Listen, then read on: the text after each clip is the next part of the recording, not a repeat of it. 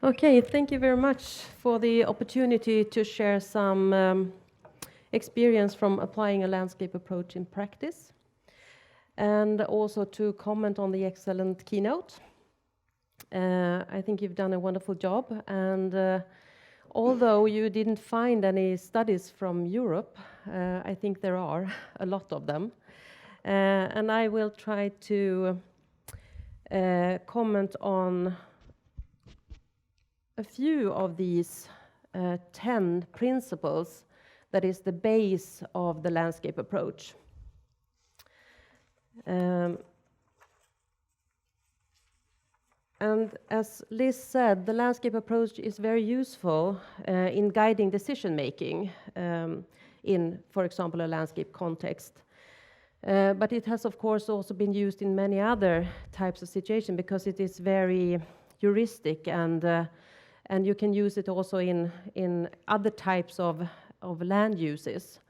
But from my point of view, and also, as my title said, commenting from a social point of view, I will touch upon 3 of these principles: the multiple scale issue, and linking back to one of the questions here we had heard earlier, and also multifunctionality and multiple stakeholder principle. And these principles concerns what we often call a mismatch between the resource problem and the governance institutions, and also maybe the specific management technique. And the multifunctionality issue, as we heard earlier, also involve the complex range of values, including, for example, cultural issues, economic and ecological functions of the landscape, which needs to be embraced within this approach. And then, of course, we have the multiple stakeholder issue, and that is, I mean, more or less imperative in this, since when you look upon these approaches, you assume that there are several types of stakeholders or interest involved in this. And as I said, I think this is a very useful approach, in particular when it comes to identifying and describing a particular landscape. And it also, if you look into the text that was sent out before this seminar, that you can find a number of methods to, for example, explore the relationship between different actors and analyze it. And I see the approach more as a framework, not a theoretical framework or analytical framework that can be very useful. However, and also which was mentioned by Liz, is that it often failed to consider the necessary institutional arrangements and mechanisms for trade-offs between different values, for example, or between different stakeholders that are needed in order to actually realize the landscape approach in practice. And I will try to illustrate this by linking the approach to 2 cases that we have been working with. And one case is quite old, and we have several people here in the room that has been working on the same cases. But I will go back to the very beginning, which also involves this issue of when do you, or how do you actually assess the outcome of a landscape approach, because it also involves time, and which you also touched upon in your keynote, is that the landscape approach is not, it should not be considered a project, it should be considered as a process. So it's a very long time commitment to a particular landscape. So the 2 cases is not from the tropics, it's actually from the Arctic, one of them at least, where involving a multiple use situation where you have to consider multiple scales at the same time. And the other case concerns multifunctionality of hunting and involves several countries in Europe and Africa and Tanzania. And to start with the multiple use case up here in the Arctic, this involves 2 land users. On the one hand, the indigenous Sami population, who has the right to herd reindeers based on time immemorial, and to practice free reindeer husbandry or herding on half of the Swedish land surface. and in parallel then to modern forestry, which is based on ownership rights to land. And in this case, modern forestry negatively affect winter pasture land of reindeer herd husbandry.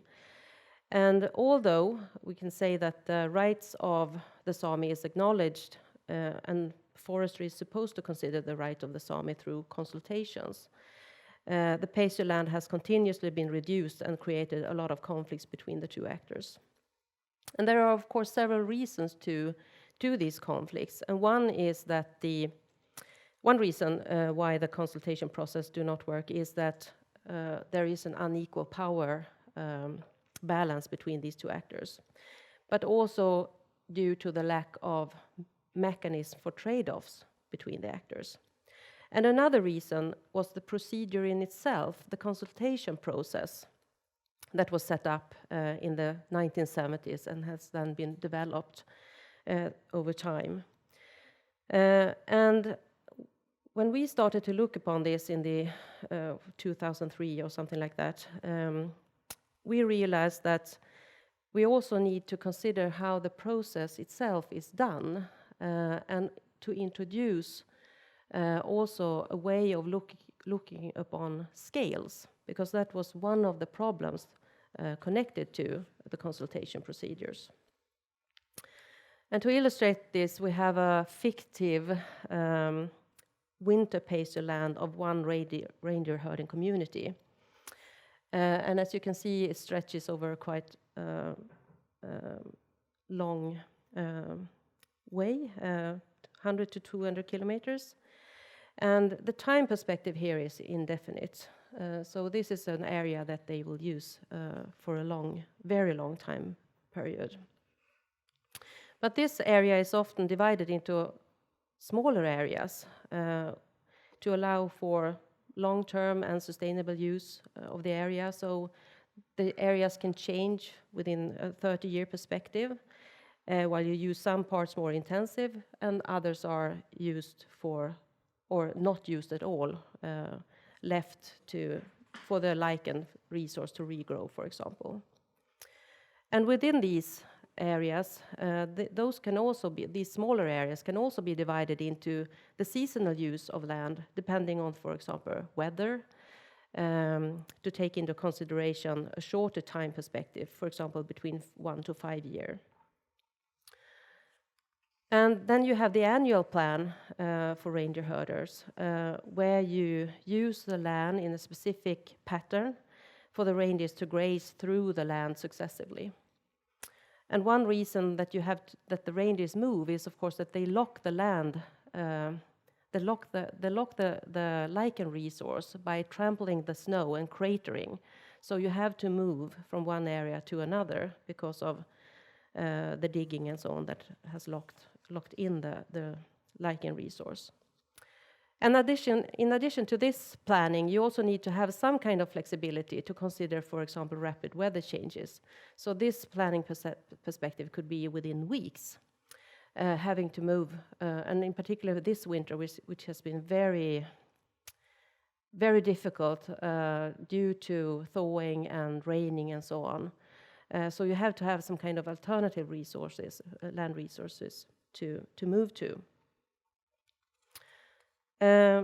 So the planning perspective is from very long time, maybe 30 years. You have months, weeks, and taking into consideration also weather changes.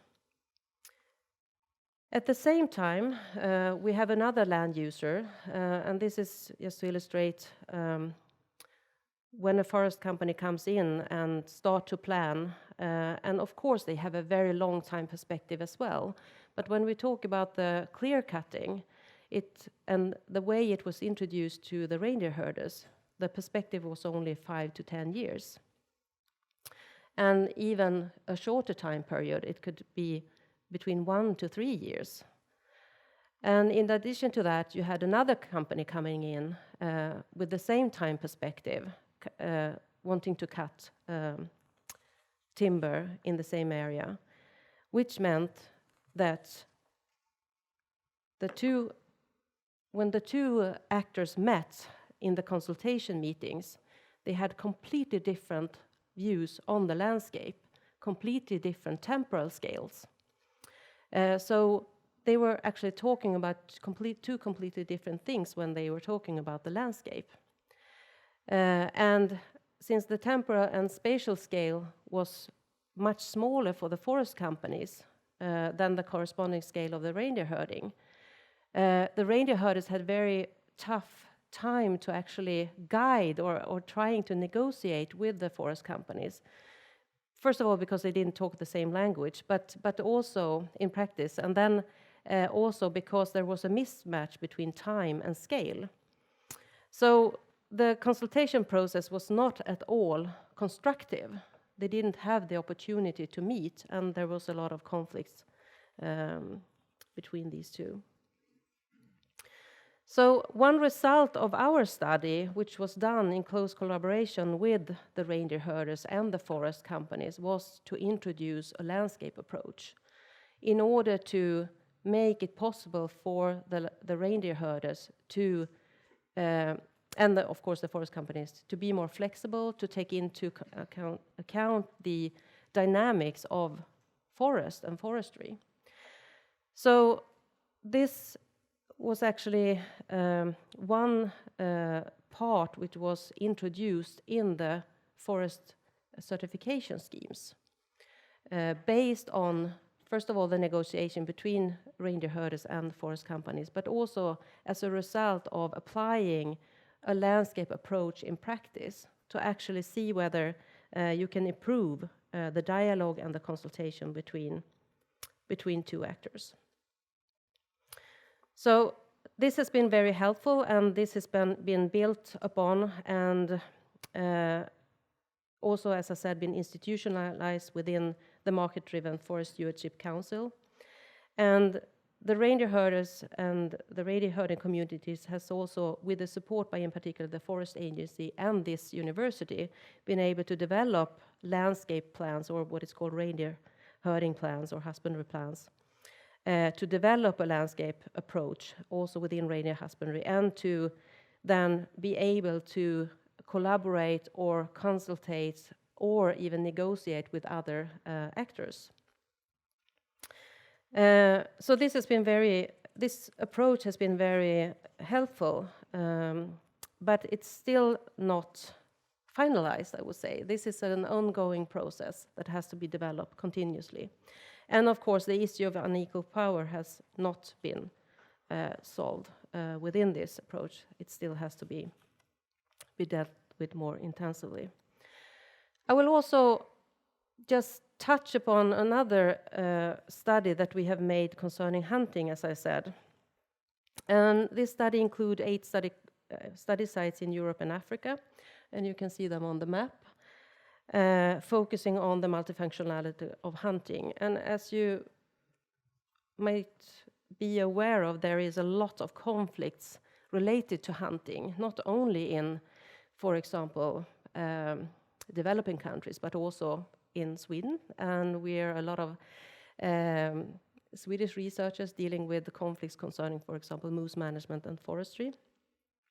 So our interest here was to try to understand how we could reconcile these conflicts as well, and also to try to see whether there are similarities or differences between different countries, how to deal with these conflicts. And what we did was also, to some extent, similar to the landscape approach, where we tried to map the different functions of hunting.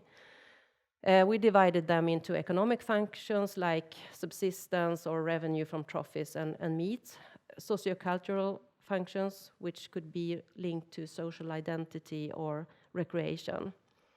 We also included, of course, ecological functions, and now I'm not talking about pure ecological functions, but more functions where people are involved in, for example, population controls and so on. And we also linked these different functions to different institutions.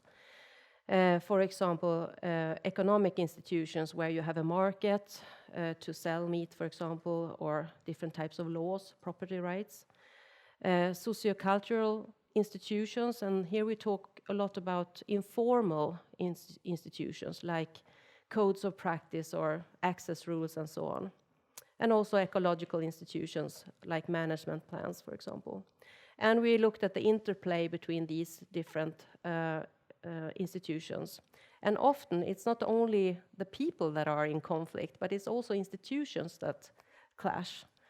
For example, when you have strong formal institutions that clash with more informal or social institutions, so which are not really considered within the formal framework of laws, for example. And what we also did then was to try to see how has the different countries tried to solve these issues by institutionalizing the multifunctionality. And that can be done, for example, through market-based instruments like certification, for example, or more command and control, top-down steering, through dialogue and cooperation, or through information systems where you can, for example, buy different types of like fish, for example, that is certified, or meat that is certified, so you know that it has been dealt with properly. So what we could see from this study is that we see a lot of similarities between the countries. One difference, however, is that the conflicts often concern either over hunting or under hunting, and when we talk. We're not judging whether it really concerns over or under hunting, but this is often the perception among people that it concerns over or under hunting. So, for example, in Sweden, there is a lot of, in particular, foresters that think that this system is that we have an under hunting system, that we should harvest more, for example, while in other countries it is the opposite. But what we also saw is that these institutions that has been developed to handle these conflicts has, at least so far, not really succeeded in including all the multiple functions that we can find in a landscape. And this is mainly because they fail to consider these socio-cultural functions, the more informal functions that are very important, in particular for local people. And also that they fail, as I was talking about earlier, they fail to consider scale issues, and often because the policies are too sectorized. So here a landscape approach would also be very useful to take into consideration all of the functions, including the social functions, in order to, for example, be able to reconcile the conflicts between those who have interest in the different functions of the society, or the landscape, sorry. So to conclude, and I come to a completely different conclusion than Mia, although I don't think that the actual framework, the theoretical approach should not be institutionalized, but I think that in order to meet the mismatch between resource problems, for example, in order to handle the complex range of values, I think that there is a need to establish new institutions. And those could be, for example, forest certification schemes, like in the first case, institutions that actually can match the resource problem, but also that we need some kind of policy and institutional integration to be able to balance different values and functions. And of course, maybe one of the most important one is to actually recognize rights and responsibilities of those that actually are dependent on the resources in the landscape. Thank you.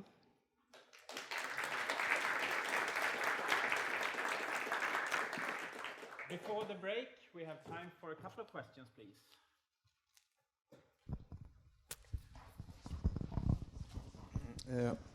This is Torsten Selander again from Forest Agency still. I was wondering about your proposal of potential solutions, establish new institutions to match resource problems. You will still have existing government institutions, and that this, I don't know whether you see this as a bypass or whether it should be a solution that integrates existing government institutions somehow, because I think it's a danger if you sort of don't think in government institutions into the solution.